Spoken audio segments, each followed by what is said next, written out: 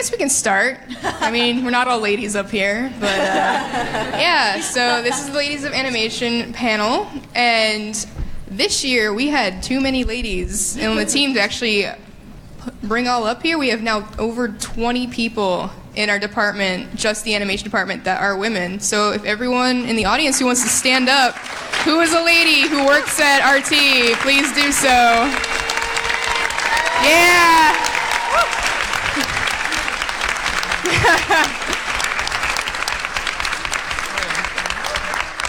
Yeah, I'm hoping that we have the time to get around to everyone who just stood up and hopefully introduce ourselves. Each of us are going to get a minute to just talk about who we are. And I guess I'll just start off with, hi, my name is Kim Newman.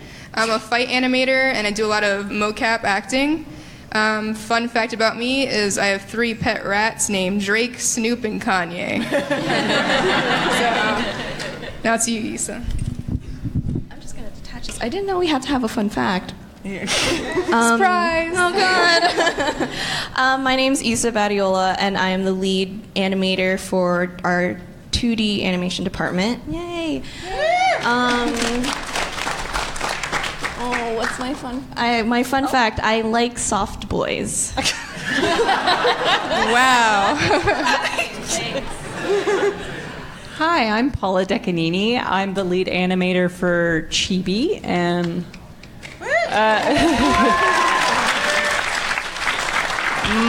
my fun fact is that I'm a book nerd and I've read the entire Divine Comedy by Dante. Nice. Hi, I'm Gio Coutinho. I'm a rigging artist at Rooster Teeth. I've been there for a little bit over a year now. I don't have any really fun facts about me, so I'm just going to play the I am from Brazil card. Nice. Hello, my name's Ariel James. I work in the lighting department, and and a fun fact is I dress up like a stormtrooper in my free time. Get a mic. Hi, my name is Rachel Doda. I work in the layout department, and I guess for my fun fact, my first anime crush was Gene Starwin from Outlaw Star. Nice. My name's Alina Lakorchik. I work in the audio department. I record all the voice actors, and I also do the sound design for all of animation, 2D and 3D. Yay!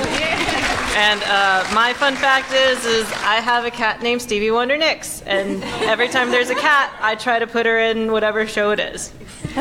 She's also up in this slideshow because this is a silent video, and she's in audio, so I'm like, just send cute pictures of your cat, and I can put it in the video of all of our work, so you'll see your cat in there. Hi, my name's Lauren Crozier. I'm a concept artist for the 2D animation team, and my fun fact is I'm going to follow Rachel because I'm panicking, but my first anime crush was Tuxedo Mask. Nice.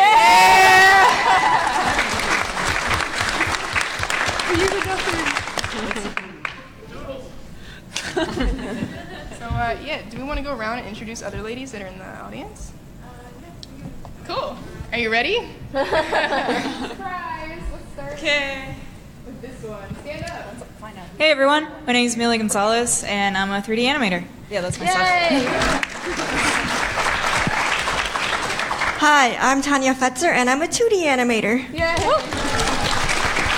Hi, my name is Sana Freeman, and I'm a concept artist for the 3D department. I don't know where the next one is.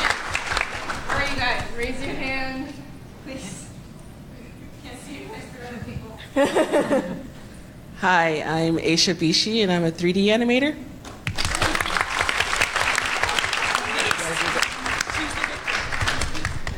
I'm Hannah, and I'm a 3D animator also.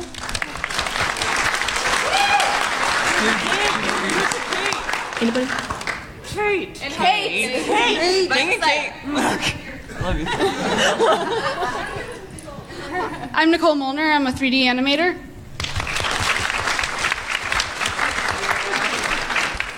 I'm Kate, and I'm a camera and layout artist. I love Kate. I'm Harley Dortz. I'm an animator, 3D animator.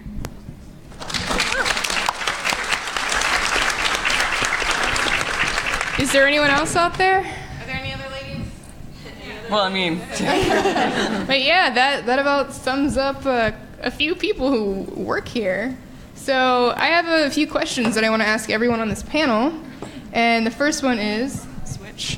What kind of, what experiences, good and bad, have you had in the industry that are unique to being a woman? Fuck. Ooh. I can start off just to be the guinea pig. Yeah. I think I always have been a little insecure, so I'm not exactly sure whether or not this is unique to being a woman or not. But let me know if you guys will validate me. There have been instances, as much as I am a lead, it is a very interesting thing to kind of think about whether or not people are actually listening to you.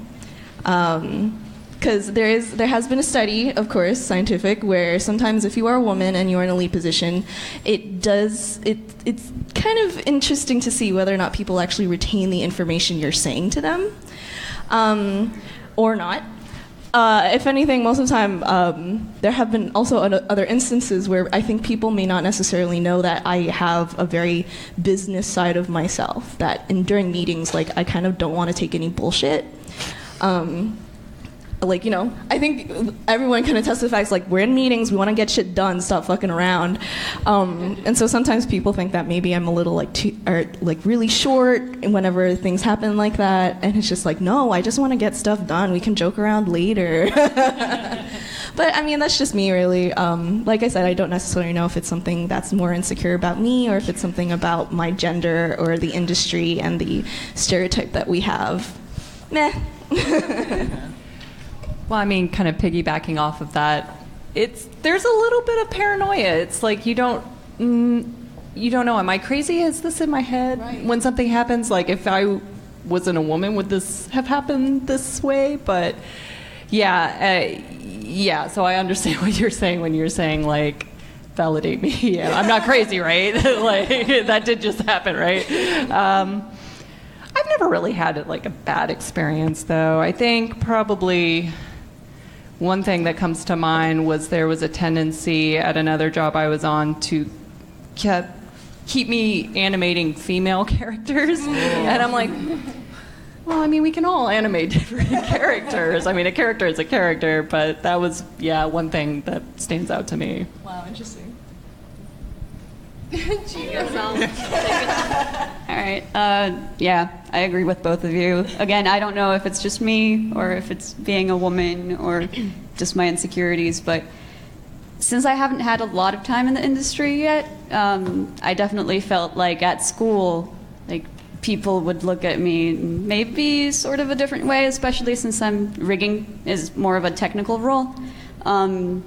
Sometimes it kind of feels like either professors or students wouldn't take me as seriously as other people. So, yeah. These could be good or bad experiences. So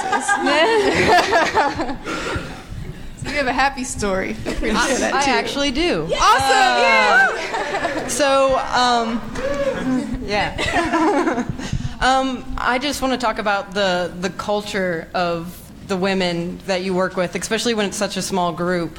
You really get a good vibe from everybody, and even though I don't work closely with any of you, we do, like, really support each other. Yeah. Like, we even have a discussion daily on our messaging system where we talk to each other, and it's just really positive. Yeah. That's a good story. Yeah. That's a good one. I guess in terms of positive experiences, I would say that, like, my first internship, I actually had a female boss, and it was a really small sort of department. It was like a Frederator in their New York office in their books, and, like, the first meeting I had with her, she told me, she was like, "You're a woman in this industry. I want you to be aware of this, and you know what I'm going to do? I'm going to do my best to be the best mentor possible and get you all of, like, the knowledge you need to, like, go onto your next career and be even better. Like and that's something that's like a very good experience now that I think back then it just wasn't as accessible. Is like, you know, when women would get into the industry, then it's like, well, let's get more women into the industry. How do we do that? Be a positive experience. Yeah. So for me, I was like, oh shit, you're right. This is really, but this is a really cool opportunity. And yeah, I love you, Christy. She's awesome though. But yeah, that's my good experience. I've been in the industry for the better part of a decade now. For audio, there's actually not very many women in it. I have usually been a single female with audio. I know a few other female audio people. So the only time I had a bad experience was maybe my last job. There was this one boss who literally would not really acknowledge me unless I was the only one in the room. But that's pretty much the only negative. Other than that, it's always been positive. Everybody's been fully supportive. Nobody's really questioned anything. Even like when it's been location sound stuff where like you hold the boom mic forever, nobody has been just like, oh, you can't do that. Everybody's been supportive other than that. It's been great. I've had pretty good experiences with Rooster Teeth animation, and I haven't really had any legitimate industry jobs in animation outside of Rooster Teeth, but like in school or just in the general workplace and office, working up over the years. One, I have a good and a bad. The good one is my mom is actually, she was a VP of a really major insurance company for a long time, and so when I started working in the same company, she taught me a lot of like important life lessons that carry through no matter what job I had. And it was like, you know, learn when it's appropriate to apologize because sometimes you don't have to, and just keep going at it, stay strong.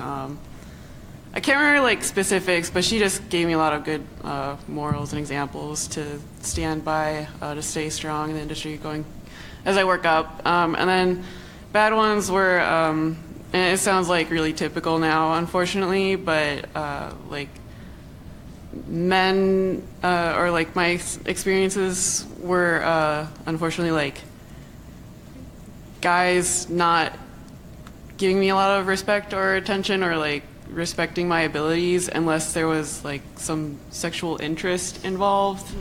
So hate to go there, but that shit happens and it happened, but it's just the sort of like harassment crap that you hear a lot of, I guess. So. But Rooster Teeth has been great. Yeah, I have an interesting experience that just pertains to RT in general. Quite a few of us do mocap, and there weren't women before. So all the guys are like doing all the Ruby characters and stuff like that, but now that we have ladies, like, we do... Yeah. Yeah, she's been there since the beginning. She's done so much mocap for the women of just every single show. So, like, seriously, like, I don't know how she did it, but I know if you like look at the acting of like season 1 and 2, I'm like, that's a dude, that's a guy. Nope, that's not how women move. Okay, but yeah, because we have women here now, and I mocap a lot. You mocap every woman. So there's a show called MR6, and there's a lot of hookers. So it was really fun, to be honest. But yeah, walking around in high heels and a mocap, like skin-tight black mocap suit is an interesting experience, I would say, in the industry. But yeah, that's been something that's been really awesome, you know, not just having one person mocapping all the women. You know, we have the option, you know, Rachel hops in the suit a lot with me, and, you know, we'll be acting out, you know, a scene with 2 women, and, like, you just couldn't do that in the first 2 seasons. So I feel like that's a really, like, wonderful experience to be able to have that option. So yeah, on to our next question is, what specific advice do you have for females in your discipline?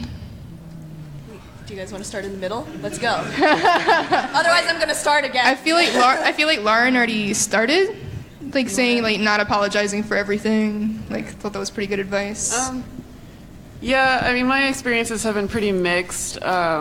It's not always been the luckiest or the strongest, but yeah, just it takes a lot of energy and a crap ton of courage, but just to like stand your ground and not be intimidated by anyone, I guess. Know when it's like, know to respect yourself, I guess. And I wish I had more explicit experiences to pull from. I don't. Someone else might be better at answering this, honestly. But yeah, I mean, you don't have to apologize for everything. I do because I'm Minnesotan by heart. But yeah.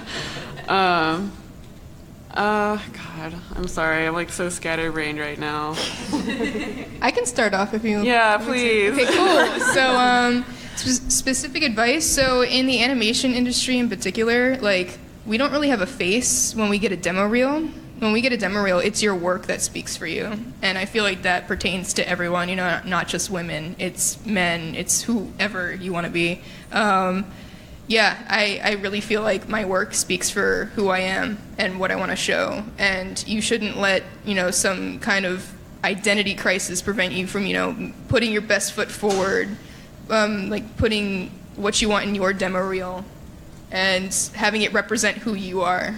So, like, in my demo reel, I had lots of, like, comedy and fight scenes and stuff like that. And, you know, that's not, like, you wouldn't think that, like, oh, that's a female reel or whatever. Like, a woman made this. Like, it's literally just, like, that's a good quality demo reel, or no, that's crap. Like, I feel like that's kind of, like, how you should approach your work is, like, your art speaks for yourself. I have one. Okay, thanks. I think something that you probably noticed going across the board when we were first talking about our experiences, the biggest advice I would say for being a woman in the industry is to support other women. You know, we've had...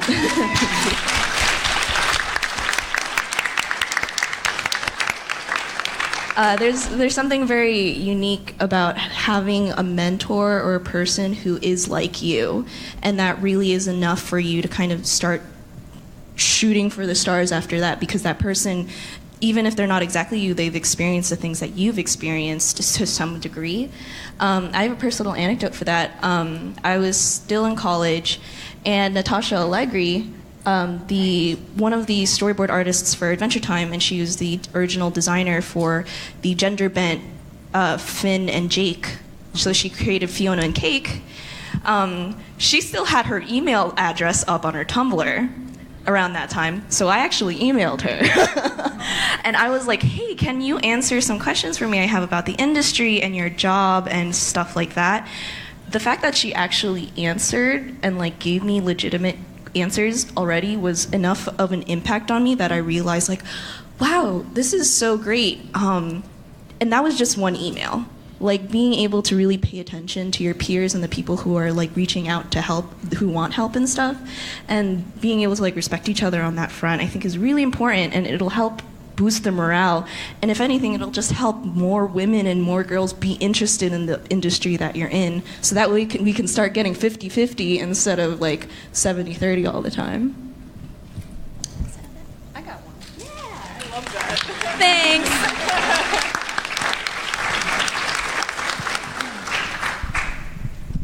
I would say be prepared that your ideas are going to get questioned more, and you're going to have to defend your ideas more.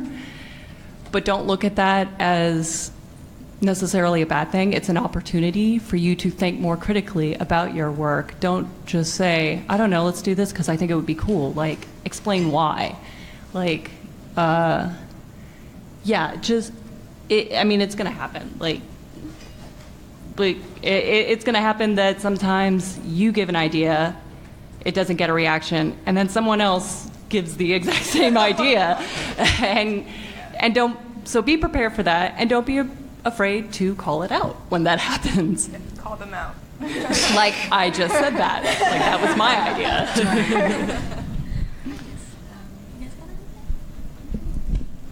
So I guess my thing would be similar to what Kim said. Like, if you work hard and you put your heart into what you're doing and you just try to get yourself out there and learn as much as you can. Being a woman won't stop you from getting places. That's pretty much it, I think. Yeah. All right, so being in the post department, it is, yeah, thanks, Gary. It's, you definitely have your artistic side, but don't be afraid of like learning technical parts. Knowing Python was extremely helpful. Nobody wants to learn Python.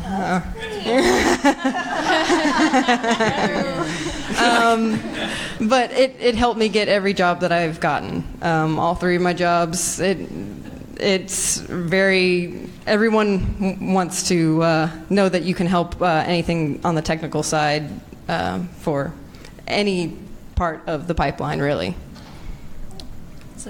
That's a nice answer. Yeah. I would say in my case, a lot of it has already been said, which is fantastic.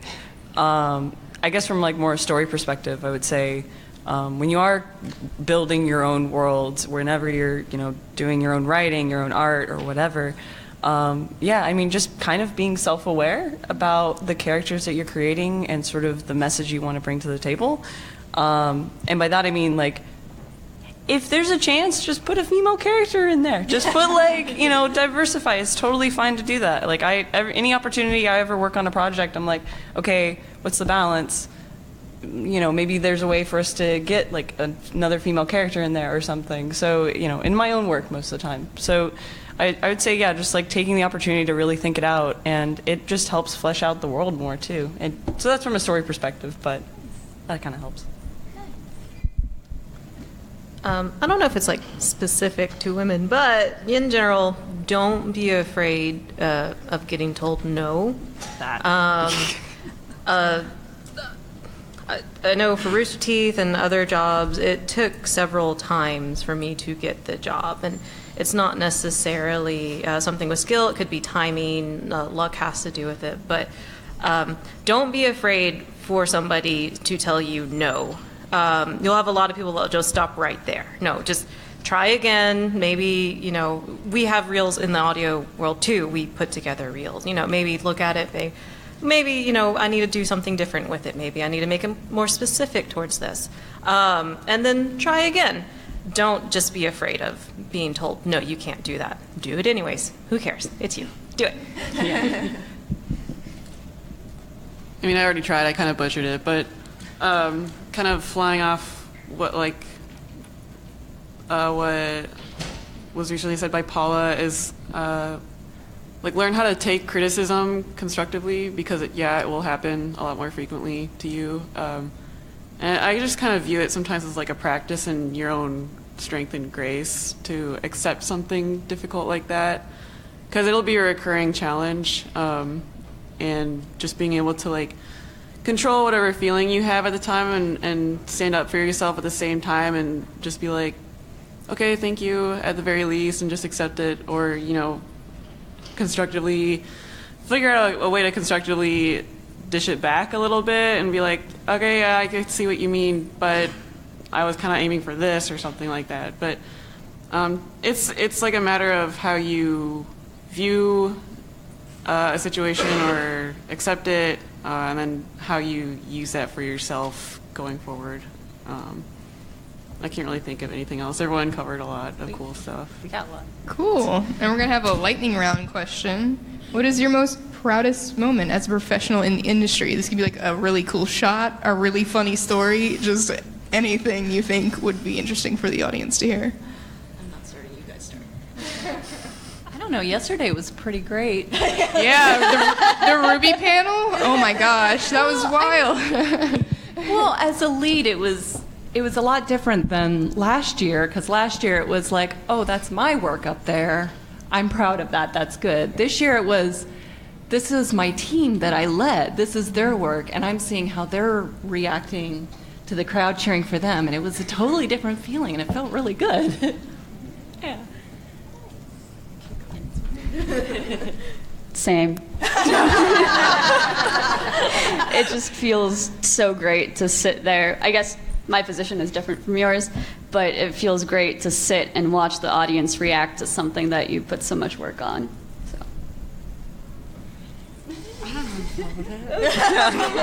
This is my first RTX also, so I do feel the same way. But just working on Ruby in general, the message in that show, that's definitely my proudest, is being able to be a part of Ruby in general. Yeah, seriously, I don't know how to follow up with this. Y'all are like, but Same. for real though. Yeah, I mean, I would say like my proudest moment is definitely just being able to work on a show that features girl characters, because like younger kid me was always watching like Pokemon, Outlaw Star, all this like very shonen shows where it was featuring a primarily male protagonist, and the girl would always be treated as the girl, and it was definitely, for me, I was like, man, wouldn't it be great if like Misty went out and did some stuff and got her like own thing? But I'm sorry, but not really. But anyway, so but it definitely, like, for me, you know, and then growing up and then going to animation and then realizing, oh yeah, there's a bunch of more shows now featuring like really good, strong female leads. Oh, I like this one called Ruby. That was pretty cool. And then yeah, after that, I would say that it's just cool every day that I get to go in and do what I love, but then like it's for something that I really enjoy and believe in. It's cool. Okay, bye now. I guess I kind of have two. I really like it when people point out in the comments, just, oh man, that sounded really cool and that sounded neat. I'm just like, oh yeah, I did that. No, I think, forgive me, mother and father, who are probably watching this stream. So in Camp when when Quartermaster had the dildo on. There were several people that put, oh my god, that sounded so gross. It's going to haunt me in my dreams, and I was just like, and then also with Ruby, the biggest one that I was happy with was one of the Grimm, the seer that went up to Salem, and it had all the clicks and stuff. I did all of that. Nice. Well, Bill Orndorff did all the stuff, but I put that together, and I was just like, yeah, people are creeped out by it. Yay, go me. So. What about the Knuckle Levy? You should talk about that one. I did so on the Knuckle Levy, it's the final boss monster in Chapter 12. Yeah. So my department is a department of 3 people, me, Chris, and David. Chris did the vocals for it. I did all of which are mixed down, but I did all the movements for him, so every time there's a crack, every time there's skin movement, I did that. And I actually recorded a bunch of the animators cracking their knuckles and their necks, and it was just like so gross and so cool. So I was sure to put that all throughout it, and now I use those for like every time somebody cracks their head or knuckles. So David's nice little cracking camp, I did that. I think that was Joel. So yeah. Would it be kind of messed up if you're like, that's how you hype up the start of your day? You just put on like audio tunes of like knuckle cracking. You're like, yes, I can do this today. Mine's simple. It's just seeing this season in particular of Camp, stepping back at the end of the credits and seeing my name listed on so many parts of the show, like background art, character art. What else? Props, I don't know. Yeah, there we go. Yeah, all sorts of stuff. It's like Lauren Crozier. I'm like, that's really neat. I do a lot. Us. Hey. I don't have a specific moment, I guess, but I think it's definitely the moments where you think to yourself, like, how am I going to do this? And then you do it. Those moments are always kind of like, oh, I'm very proud right now because I did it, and it's great. Yeah, I can agree to that. Yeah. Like, my like first week here, they're like, yeah, it's just gonna put you on a fight scene, and I'm like, oh, cool, I'll be living here. Like, I was just gonna bring a suitcase, start living here and animating. But no, I think the coolest part about like just working on a show like Ruby is that there's kids looking up to this, like young women and just little girls who're just like, I want to be like Ruby when I grow up, and it's just like, cool. I animated that scene, you know, I worked hard on that, and that's so weird thinking about that. But there's people who walk up to us all the time, and it's like, you know, thank you for doing what you do, and that just means so much. Mm-hmm. But yeah. So Q&A, yay! This anyone have any questions? Raise your hands. Yeah, okay, cool. We're switching. There you go. Okay, cool. So I've been trying to get a job as like a concept artist or an illustrator for probably about 3 or 4 years now, on and off. So I was curious, what do you find is the strongest thing to include in a portfolio or anything that you can send?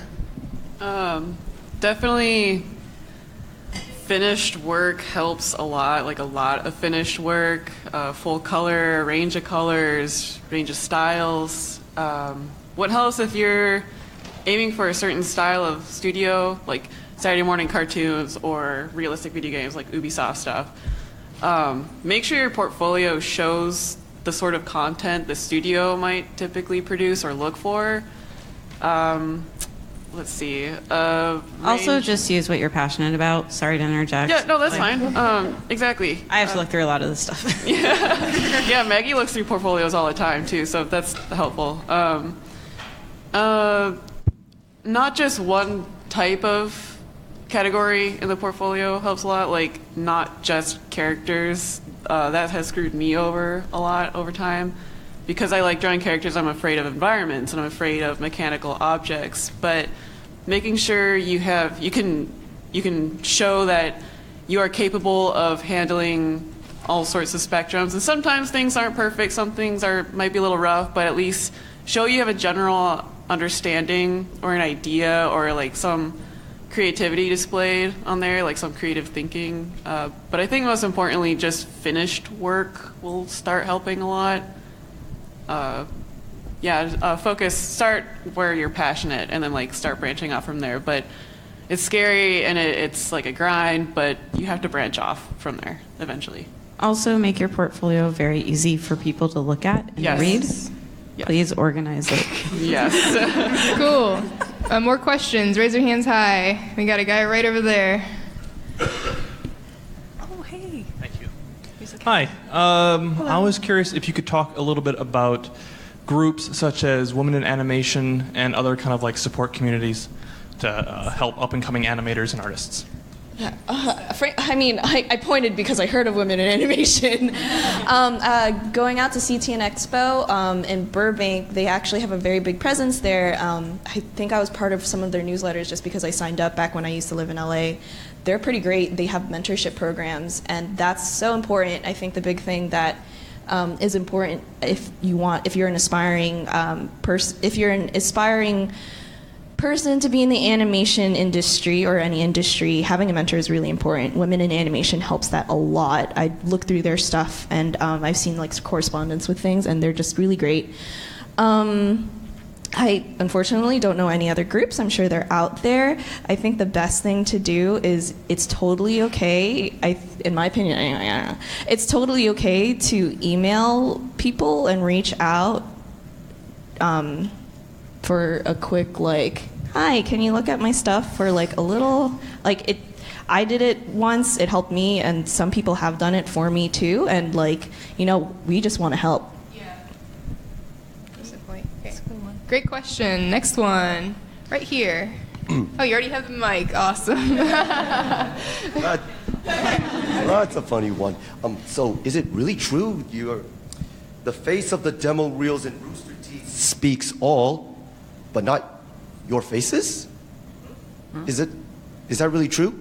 For what? I mean, one of you guys say demo reels speak all, but not the woman's face.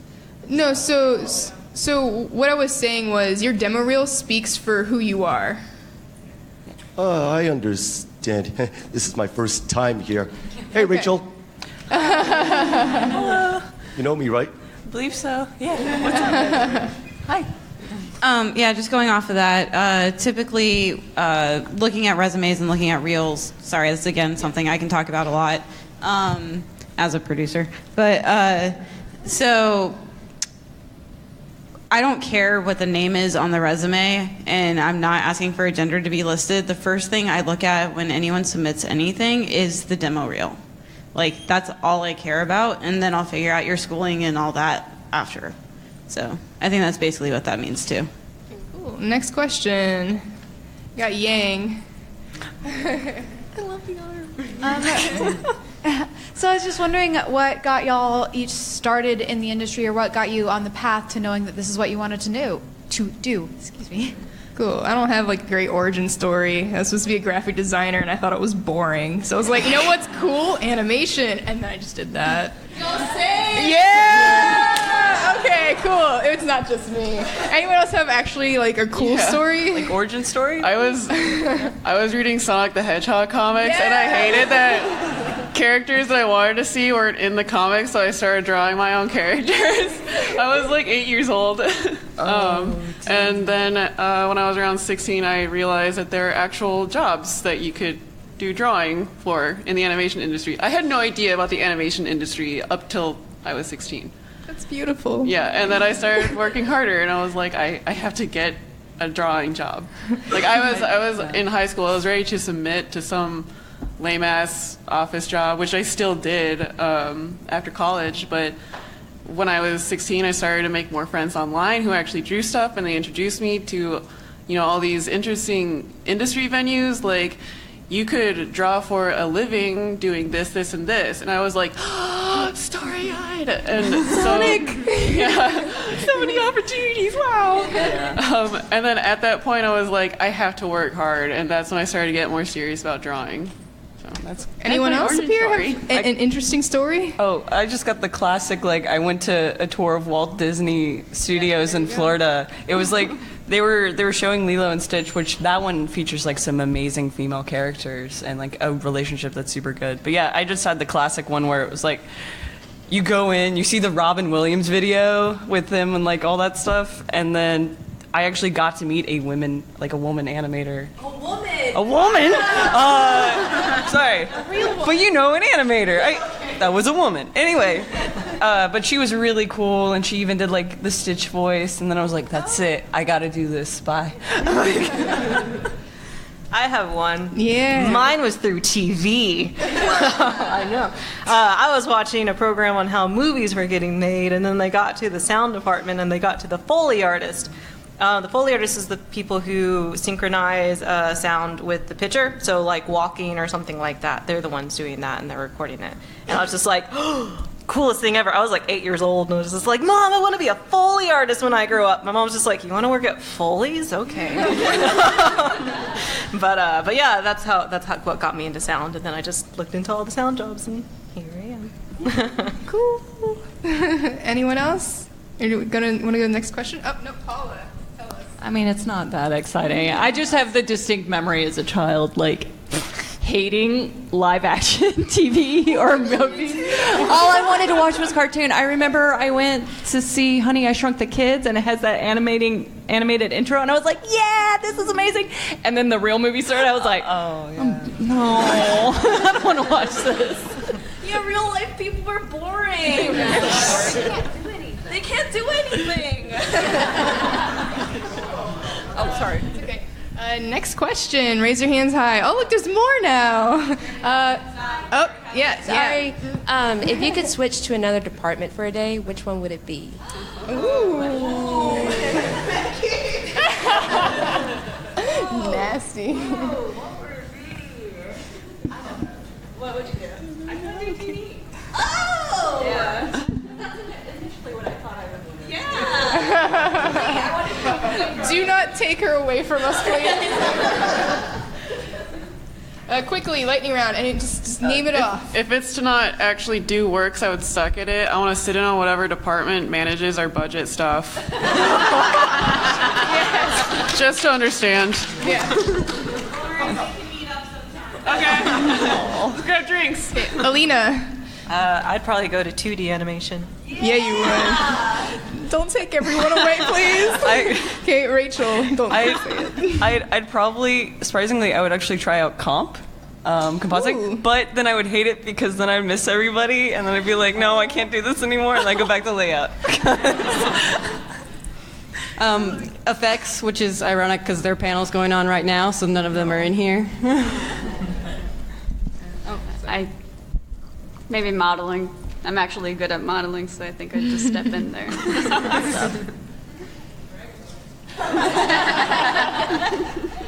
I think effects are pretty neat. I could try that out, yeah. Take over their jobs. Yeah. They're not here. We could both go and then it would be 50-50. Yeah, there you go. Women-only effects team. Okay, cool. Next question. Hi, diverging a little bit, I'm looking into a career in STEM. Where are you? I'm in the back, in the corner, hi! Hi. I currently work at a pharmacy and I'm going to school for biology, and it's another field that is predominantly dominated by men. What would you say for someone who's not really sure about themselves or how to interact with others, of how to keep your identity from being like destroyed by a chauvinistic field?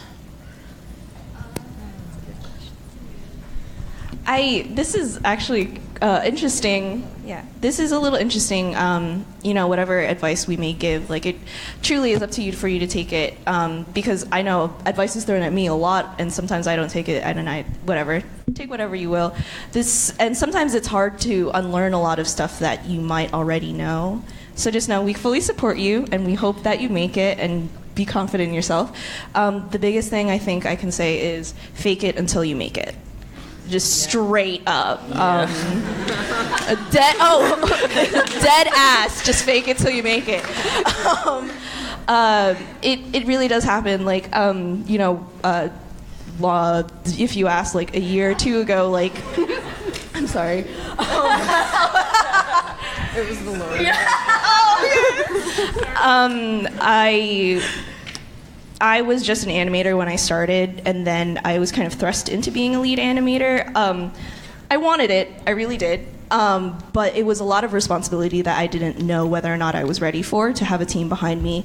And then suddenly we started hiring more people, and it was like, oh shit, do I trust these people? Who are they? And after that, it just became a point of me just thinking like, all right, well, take it day by day. It really helped to have Maggie with me, because a lot of the times every day after work would end, I would just go up to Maggie and vent and we'd both lament over our mutual suffering. But having Maggie around actually helped me put a lot of stuff in perspective. And it was like, you just got to do this, you got to do that. Sometimes people are like that, and having that another perspective on that helped me fake it even more until it became a bit more natural. So do what you gotta do. That reminds me of a quote Amelia Earhart said, the best way to do something is just to do it. Just do it. I mean, no one's Nike. Yeah, no one's gonna Is Nike sponsoring us? Like, no one's gonna give you permission and nobody's gonna give you anything. Just do it. I think it was Sun Tzu, but hide a sword with a smile. It kind of plays with what my mom is always, I don't know, whatever, the quote. But my mom always said, like, no matter how difficult it is or how shitty you think people might see you or however frustrating whatever it is you're in, just smile. You have to, like, fake it till you make it, like what they said. Smile through it. It'll help. And if for whatever reason, whatever you're dealing with or whoever you're dealing with is just as frustrated at you, smiling is kind of satisfying because it confuses and pisses them off.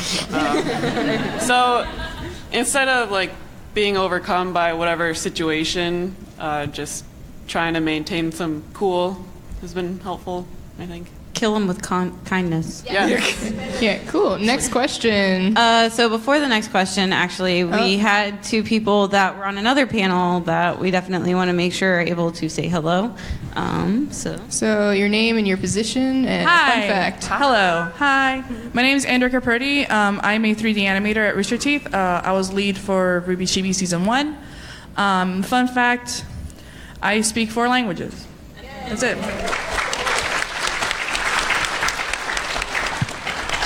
Hi, I'm Erin Wynn. I am a concept/production artist here at Rooster Teeth, and my fun fact is I just came from the LGBT panel, and it was awesome.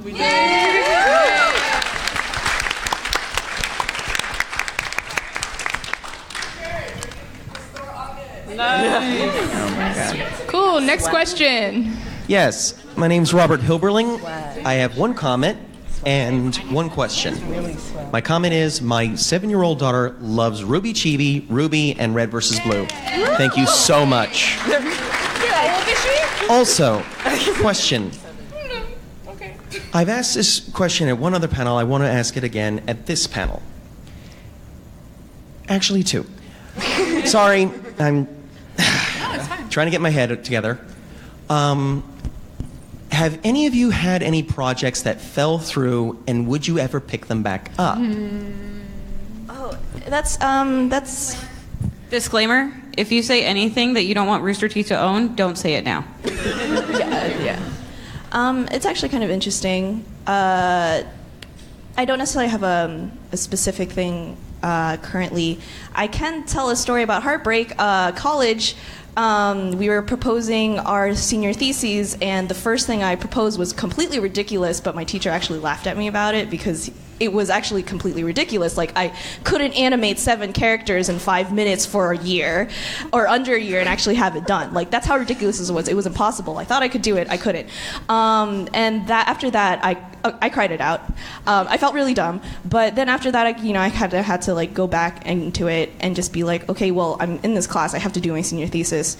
So let's rethink it. And I think that's just, that's my thing. One other question, though, is with the animators, you talk about a portfolio.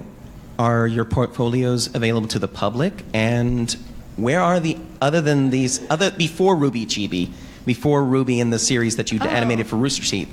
Look up our names, Okay. and then write the word portfolio at the end, and you'll probably find stuff we don't want you to look at. All righty then. Thank you. Okay, cool. Next question. We don't have enough time to update them. Yeah, so we need to do a lightning round. Just going off that, even if you do get a job, make sure you keep your portfolios up and your reels up, no matter what. And update them as often as you can. Cool. We have Scouter Boy over here. I'm Scouter Boy? Okay, cool. Yeah. I'm actually a fight choreographer and a stunt guy, Oh, and hell yeah. I'm really interested in getting into mocap. I actually wanted to ask anyone that's done mocap or even just action animation, what's the most out of your element you've ever felt doing something, if ever? I had to do a kiss scene. That was weird because the first, it was with Miles, Luna, and so I was Pyrrha and he was Jean for that kiss scene in Ruby 3, and Pyrrha is supposed to be Pyrrha is supposed to be the same height as Miles, and I'm like 7 inches shorter, so we had to fake it, and I had to make out with his chest.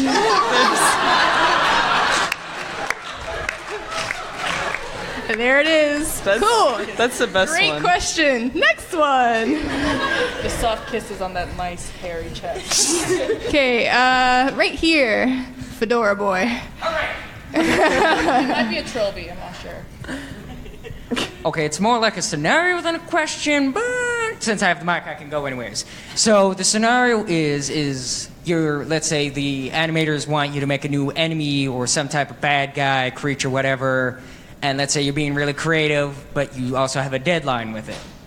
So you're in that little mix between creative and, deadline. Mm-hmm. You meet the deadline, but at the same time you felt like you didn't put all that imagination to the project. Okay. And so you feel like you've done it, hooray! And then when the crowd sees it, it's like, you could have done better. Yeah, you could have done better. That applies to fights a lot.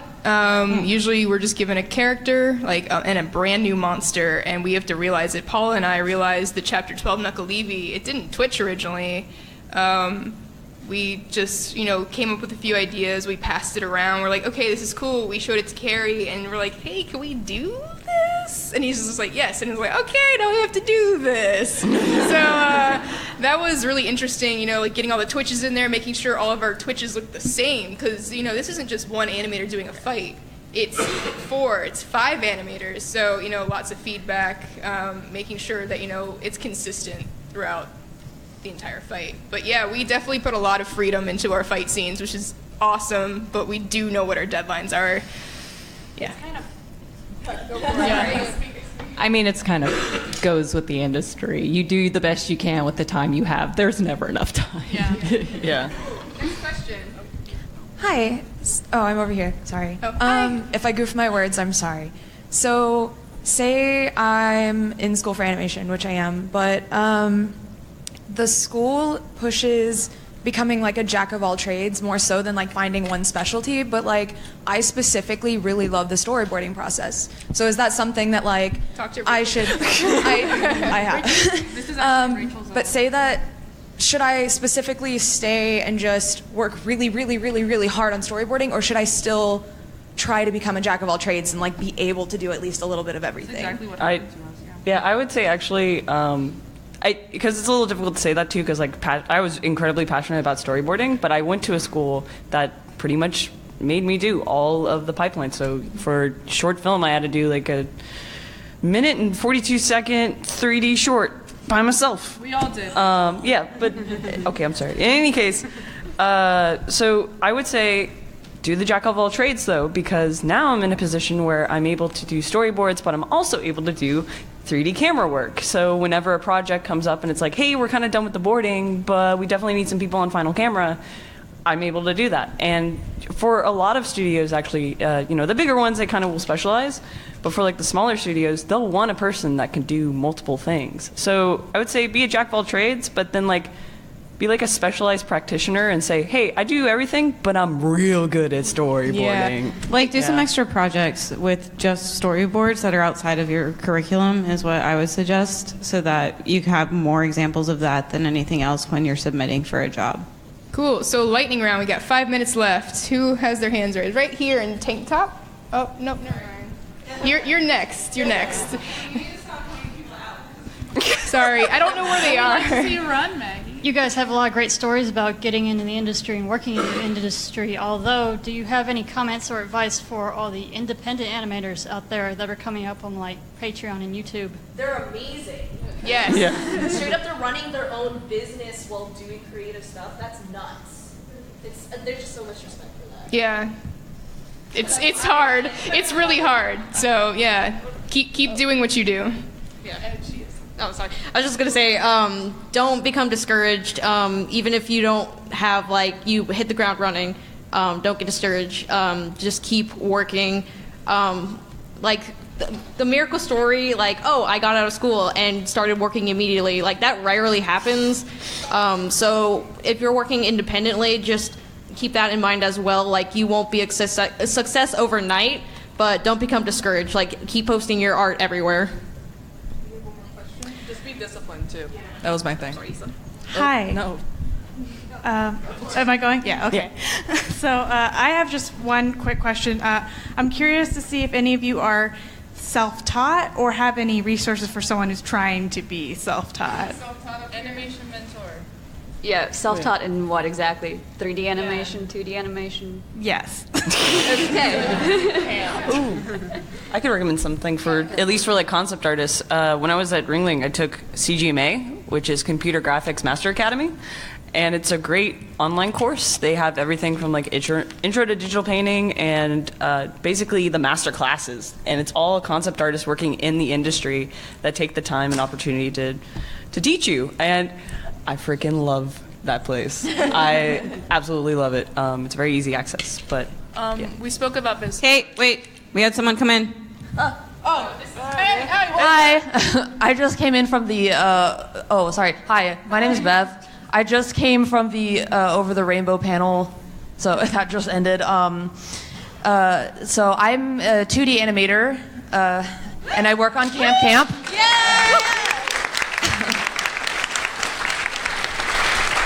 Let's see.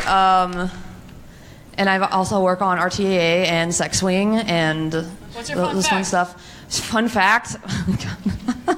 I haven't had time to think about this. Fun fact. Fun fact about my life. Cat. I have a cat named Nix, and we call him Sharp Boy because he likes to crawl on your chest and knead your chest and poke holes in you. So he's a sharp boy. Okay, I think we have time for one more. All right, one more. Let's do it. Kim, you can pick since you want to so bad. Right here in the purple Yeah. Purple boy. Which one is it? Purple this soda. One. Purple shirt. Psycho. Which one is it? Okay. So this is kind of like an impromptu question because you all had all the concept art running on the screen during the presentation, which is all like mesmerizing, especially the Merc car wash. Would there be a possibility of there ever being a concept art book where like it's like all the concept art? Because I know I'm kind of gushing over it, but it is really, really good looking. So. We would love to. I think everybody in the art department would love to. It just depends on like our marketing and like merch department. Yeah, there are a lot of things that go into this. Sorry, I'm also kind of the best person for this question. I'm sorry. So basically, we do make sure that we have track of all of the art that we've created and make sure we save it in ways that we can do that in the future. It's just a matter of when that makes the most time to release and when a show reaches a popularity that makes sense for it, as well as if we just wanted to do a department-wide one, that's going to take a lot of different departments working together. So it's something that I think everyone in the department dreams of. We're just not sure when that's going to happen. But you can get that platypus soon. Yeah, voice your interest because we really would like to do an art book. Trust us. Yeah. Also, thank you everyone for coming out to the Ladies of Animation panel.